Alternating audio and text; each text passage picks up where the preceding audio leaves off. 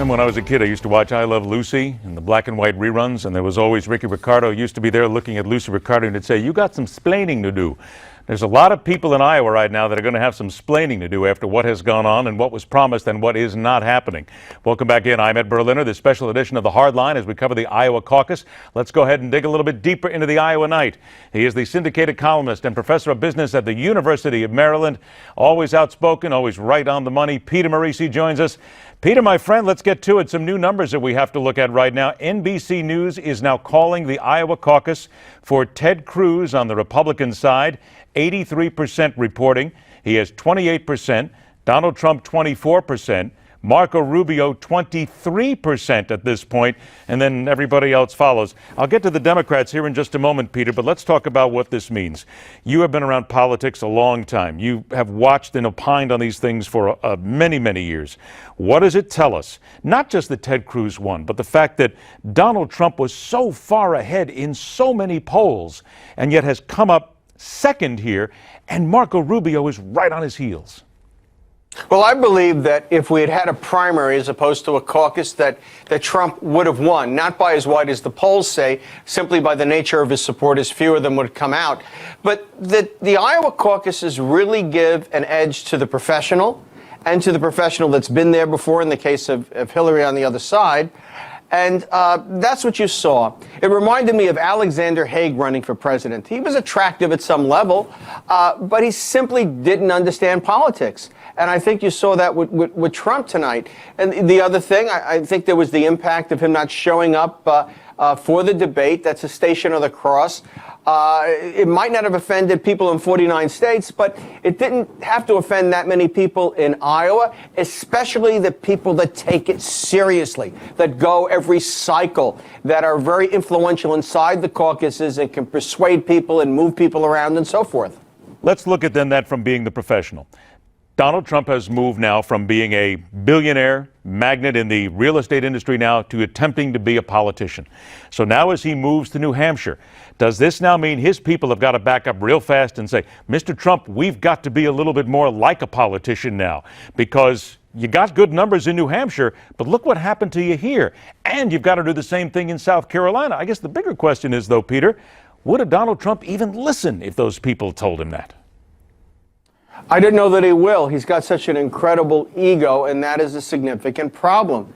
In a lot of ways, he reminds me of Ross Perot. I thought that when he pulled out of the debate, it was very much his Ross Perot moment. It was the analog to when Ross Perot first withdrew from that campaign where Clinton ultimately beat Bush. Tonight, there's two really important things. One is, does Rubio inch ahead and actually finish second? You know, that gap has been closing. If he does, then this is a loss for Trump in the way it isn't right now, because he's not a pro and this is an arena for pros. The other thing is, what does Trump now say or say tomorrow morning? Does he know how to lose graciously? Gee, if I were Ted Cruz, I would have my surrogate saying, well, you see, Trump's a loser and the people of Iowa have just fired him. But would that be smart from Ted Cruz, the professional side, to come up and say something like that when maybe even some people would expect him to say graciously, we won, thank you, let's move on to New Hampshire? Oh, that's what I expect him to say. I said surrogate. Oh, okay. Have someone else deliver that message. I think that's probably the smartest thing. Let's go ahead and look at the Democratic side of things. 82% of the precincts of the delegates now voting. It's counted. Hillary Clinton, 50%. Bernie Sanders, 49%. Here's something interesting I saw very early in the night.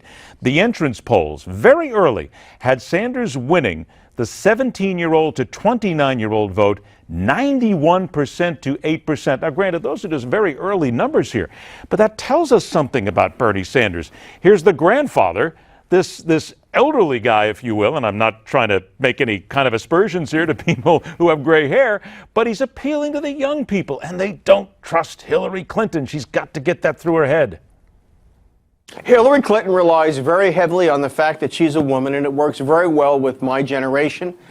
There are women that, unless she's caught shooting her husband on television, then they're going to vote for her. I mean, all this email stuff, they're just going to blame it on someone else, call it politics, believe whatever line is put out. Also, don't underestimate among the men those that have to feel self-validated, that they really are truly enlightened, and therefore they vote for her because she's a woman. You know, I meet them every day being in the academic world. I mean, there are some people whose Subaru never moves from the NPR station. They don't need the indoctrination of MSNBC. That's more of a blue-collar kind of operation.